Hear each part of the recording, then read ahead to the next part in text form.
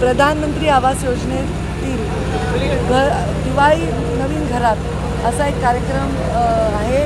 त्याच्यामध्ये पूर्ण राज्यातील घरकुलं विशिष्ट मर्यादेच्या वेळेमध्ये संपवून त्याच्यामध्ये त्यांना ताबा देणं असा एक कार्यक्रम आहे। आणि आपण त्याच्यामध्ये राज्यामध्ये बीड जिल्हा हा 10व्या क्रमांकावर आणि डिव्हिजनमध्ये नंबर 1ला आहे। त्याचं मला खूप कौतुक वाटते।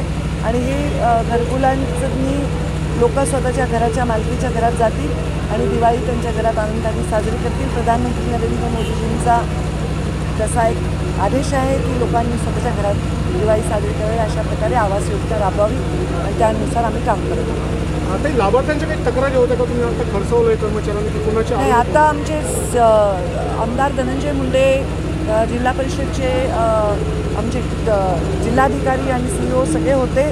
घरकुलाच्या तक्रारी काही नाही आहेत, पण काही ठिकाणी असं होऊ शकतं, मी असं भाषणातही सांगितलं, 0.01% की जिथे जुन्याच घराला रंग लावून लोक बिलं उचलण्याचा प्रयत्न करतात।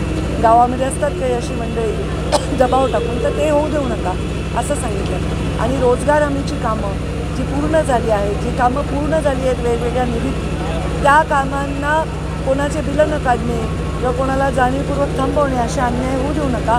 जो काम केला आहे योग्य तो मग माझा विरोधक जरी असला तरी त्याला न्याय दिला पाहिजे अशा भूमिकेची मी आहे। असंच 5 वर्ष पालकमंत्री असताना मी काम केलं आणि आत्ताही संपर्कमंत्री म्हणून माझा भूमिका तीच आहे।